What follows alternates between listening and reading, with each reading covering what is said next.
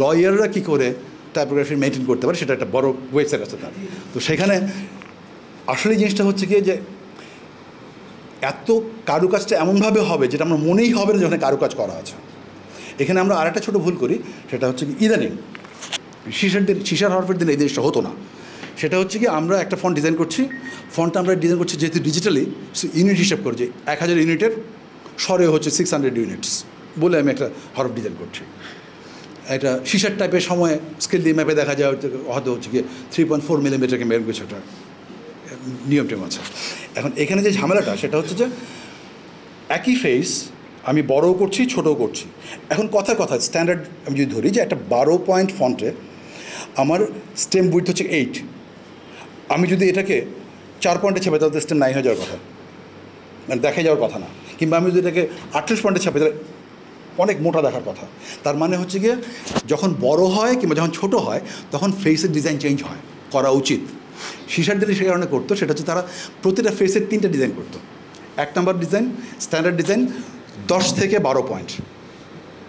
এইটাতে সে তার মোটামুটি তার যত গলার গায়কী হাতের কাজ সব সে এটা প্রদর্শন করার চেষ্টা করে যে দেখতে ভালো পড়তে ভালো, এটা করলো।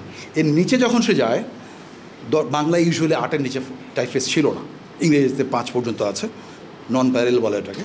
যদি ওর নিচে যায় তখন সে অনেক কারুকাজ ফেলে দেয়। কারণ হচ্ছে কি যখন ছোটো হরফে আকারে ছাপা হবে কাগজ কালি শুষবে এবং চোখে পড়বে না আমার যে আমি যদি এরকম একটা স্ট্রেট এরকম একটা লাইন টানি এই জায়গাটা তো মোটা মনে হবে স্কোয়ার।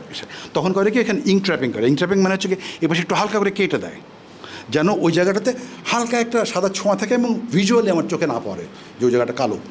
তো এটা 8 পয়েন্টে ধরা পড়বে না। সো 8 পয়েন্টে ইঙ্ক ট্র্যাপিংটা করেই না তারা।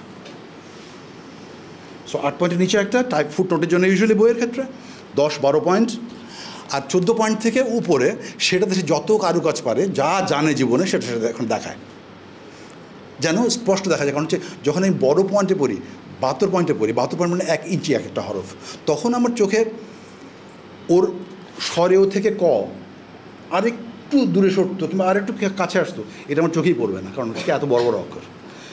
ছোটো হরফে এটা আমার চোখে পড়বে, ছোটো হরফে চোখে লাগবে। যেমন আমি একটা উদাহরণ দিই এমনি, সেটা হচ্ছে কি আমি যদি দন্তন লিখি তো দন্তনের আমরা ইউজুয়ালি জানি যে ডিজিটাল টাইপফেসে যেটা হয় সেটা হচ্ছে দুপাশে স্পেস থাকে একটা, এটাকে বলে side bearing, left side bearing আর রাইট সাইড বেয়ারিং।